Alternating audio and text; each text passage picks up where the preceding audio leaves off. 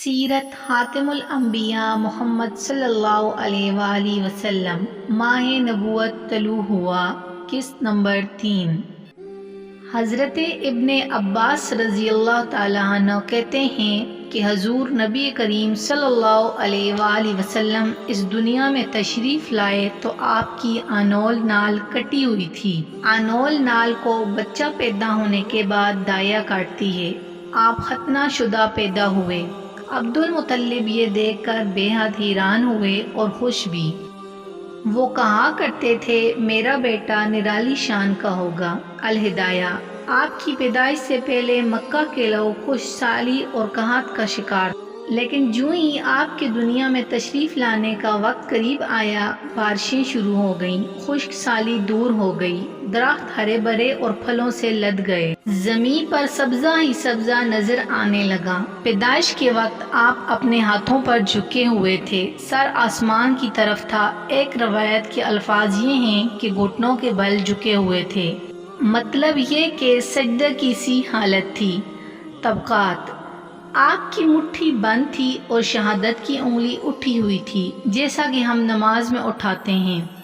हजूर अकरम सल्लल्लाहु अलैहि वसल्लम फरमाते हैं, जब मेरी वालिदा ने मुझे जन्म दिया तो इनसे एक नूर निकला। इस नूर से शाम के मोहल्ला जगमगा उठे। तबकात, आप सल्लल्लाहु अलैहि वसल्लम की वालिदा सैयदा आमना फरमाती हैं, मोहम्मद सल्लल्लाहु अलैहि वसल्लम की पैदाइश के वक्त ज़ाहिर होने वाले नूर की रोशनी में मुझे बसरा में चलने वाले ऊँटों की गर्दनें तक नजर आईं।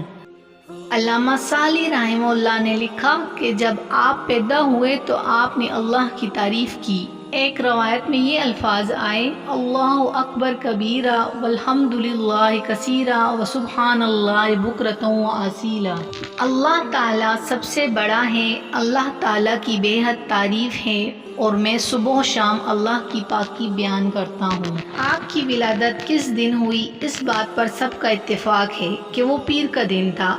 तारीख पैदाइश के सिलसिले में बहुत से कौल हैं। एक रवायत के मुताबिक 12 रबीउल अव्वल को पैदा हुए, एक रवायत 8 रबीउल अव्वल की है, एक रवायत 2 रबीउल अव्वल की है। इस सिलसिले में और भी बहुत सी रवायात हैं। ज़्यादातर मुर्रिखीन का ख्याल है कि आप 8 रबीउल अव्वल को पैदा हुए।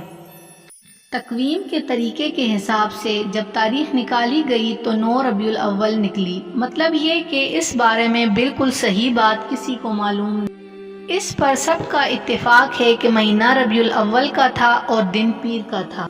और ये भी कहा जाता है कि आपको पीर के दिन ही नबूवत मिली, के रोज़ ही आपने मदीना मुनव्वरा की तरफ हिजरत फरमाई और पीर के रोज़ ही आप सल्लल्लाहु अलैहि वसल्लम की वफ़ात हुई। आप आमुल फील में पैदा हुए, यानी हाथियों वाले साल में। इस साल को हाथियों वाला साल इसलिए कहा जाता है कि अबरा ने हाथियों के साथ मक्का मुकरमा पर चढ़ाई की थी।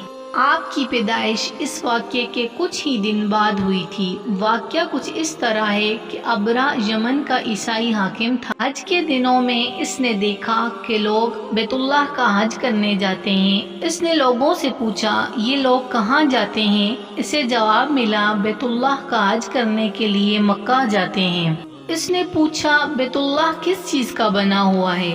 उसे बताया गया पत्थरों का है। उसने पूछा, इसका लिबास क्या है? बताया गया, हमारे यहाँ से जो धारीदार कपड़ा जाता है, इससे इसकी पोशाक तैयार होती है। अबरा ईसाई था। सारी बात सुनकर इसने कहा, मसीह की कसम, मैं तुम लोगों के लिए इससे अच्छा घर तामीर करूँगा। इस तरह इसने सुर्ख, सफ़ेद, जर्द और स्याह पत्थरों से एक घर बनवाया। सोने और चांदी से इसको सजाया। इसमें कई दरवाजे रखवाए।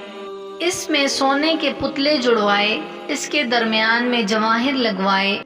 इस मकान में एक बड़ा सा यकूत लगवाया। पर्दे लगवाए। वहाँ खुशबुएं सुलगाने का इंतज़ाम किया। इसकी दीवारों पर इस कदर मुश्क मला जाता था कि वो स्याह रंग की हो गईं। यहाँ तक कि जवाहिर भी नज़र नहीं आते थे। फिर लोगों से कहा, अब तुम्हें बैतुल्लाह का हज करने के लिए मक्का जाने की ज़रूरत नहीं रही। मैंने यहीं तुम्हारे लिए बैतुल्लाह बनवा दिया है। لہٰذا اب تم اس کا طواف کرو۔ اس طرح کچھ قبائل کئی سال تک اس کا حج کرتے رہے، اس میں اعتکاف کرتے رہے، حج والے مناسک بھی یہیں ادا کرتے رہے۔ عرب کے ایک شخص نفیل خشمہ سے یہ بات برداشت نہ ہو سکی، وہ اس مصنوعی خانہ کعبہ کے خلاف دل ہی دل میں کڑتا رہا۔ آخر اس نے دل میں ٹھان لی کہ وہ ابرہ کی اس عمارت کو گندہ کر کے چھوڑے گا۔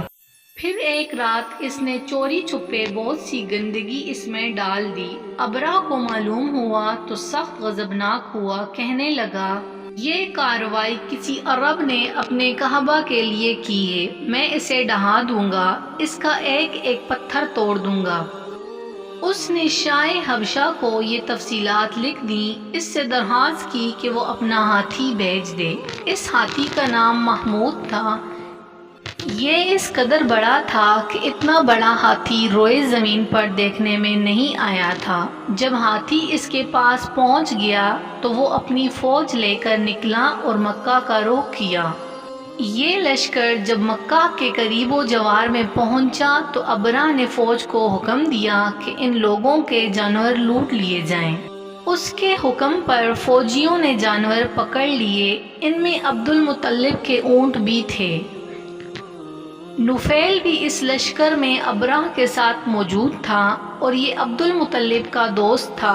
عبد المطلب اس سے ملے، اونٹوں کے سلسلے میں بات کی۔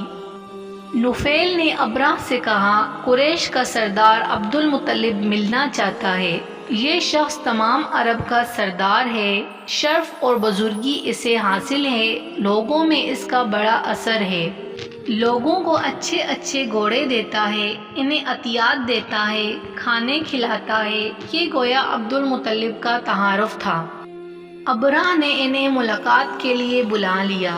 ابرہ نے ان سے پوچھا بتائیے آپ کیا چاہتے ہیں؟ انہوں نے جواب دیا میں چاہتا ہوں میرے اونٹ مجھے واپس مل جائیں۔ ان کی بات سن کر ابرہ بہت حیران ہوا۔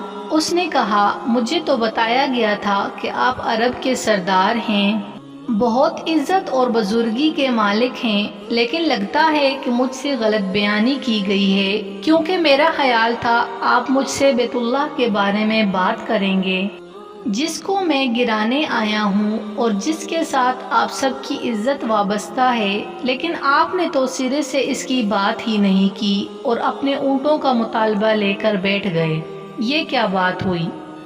اس کی بات سن کر عبد المطلب بولے آپ میرے اونٹ مجھے واپس دے دیں، بیت اللہ کے ساتھ جو چاہیں کریں، اس لیے کہ اس گھر کا ایک پروردگار ہے، وہ خود ہی اس کی حفاظت کرے گا، مجھے اس کے لیے فکر مند ہونے کی ضرورت نہیں۔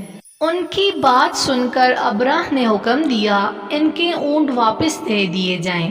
جب انہیں ان کے اونٹ واپس مل گئے تو انہوں نے ان کے سموں پر چمڑے چڑھا دیے، ان پر نشان لگا دیے، انہیں قربانی کے لیے وقف کر کے حرم میں چھوڑ دیا تاکہ پھر انہیں کوئی پکڑے تو حرم کا پروردگار ان پر غضبناک ہو۔ پھر عبد المطلب حرا پہاڑ پر چڑھ گئے۔ ان کے ساتھ ان کے کچھ دوست تھے، انہوں نے اللہ سے درخواست کی اے اللہ، انسان اپنے سامان کی حفاظت کرتا ہے، تو اپنے سامان کی حفاظت کر۔